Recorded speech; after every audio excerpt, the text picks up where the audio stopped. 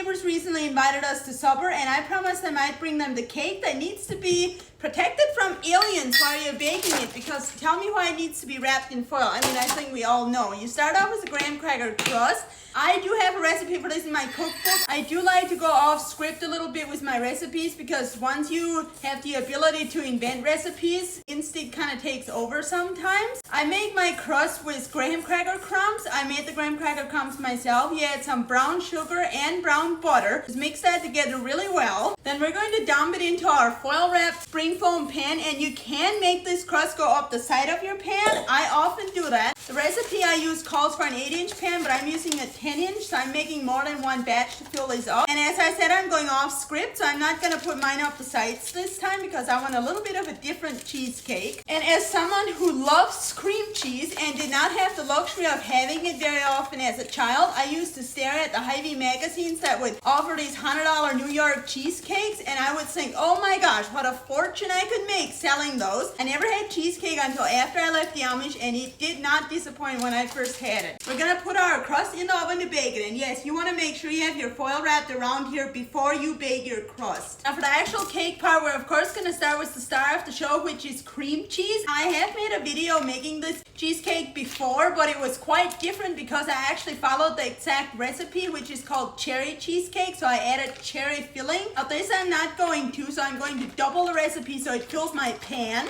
I always like to attempt to cream my cream cheese together by itself, but eventually I always end up adding my sugar in there right away because that makes it easier. And along with the sugar, I'm also just going to add my salt right away. It does not take much, but it takes enough to bring the flavor out. And then you might as well just go in and add your flour as well. And now we're going to attempt to cream this together. I might just plain go in here with my hand to make it easier. And I'm actually going to add my vanilla in before I go any further. Using your hand is actually a lot of fun, and it's only taken me about 30 minutes to get it nice and smooth, so I recommend that. Although it does make your hand messy, just make sure you have a scraper to scrape it off. Now I put my spoon back in, and we're going to add our eggs in, but you only do it one at a time and make sure they're smoothly beaten in before you add another one. And now that we have every one of our eggs nice and beat in, you're gonna add your last ingredient, but last does not mean least in this case, because this is very important for that good taste. And just beat that in until it's smooth as well. Then we're going to take our baked crust. You can see it's visibly browner than it was when I put it into the oven. We're just gonna pour our filling over the top. I did the math for you guys. It looks like a double batch of this is the perfect amount for a 10-inch cheesecake, because one batch with fruit filling is enough for an 8-inch, but this is with no fruit filling. So I would not do a double batch if you're adding fruit filling. Put this in a Dutch oven or a roaster pan. I don't have a Dutch oven that's big enough for a 10-inch pan. Now if I do make it an 8-inch cake, I do put it in a Dutch oven, but I don't have one big enough, so we're using this roaster pan. For this part, you have to be very careful that you don't get any water in here. We're gonna pour boiling water in here up to one side, up the side of this pan.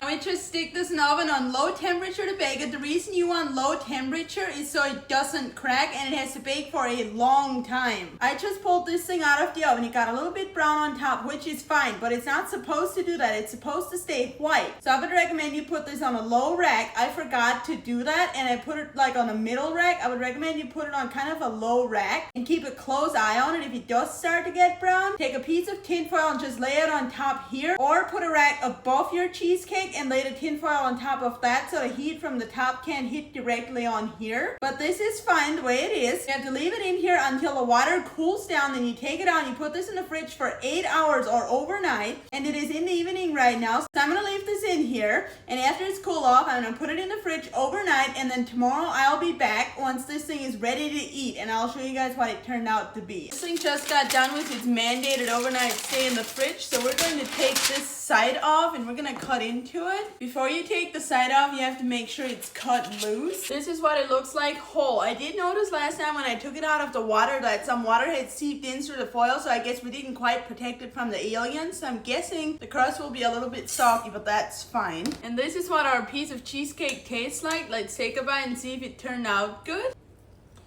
That is so delicious. It's very creamy and rich. It is perfect. If you guys want this recipe, it's in my Amish cookbook with over 220 other Amish recipes, and it is under cherry cheesecake. Now you can make it without the cherry filling, just like I did here, and it turns out good. That cookbook is on my website, socialsbylavina.com, which I have linked in my profile or in the caption of this video, depending what platform you're on. Enjoy!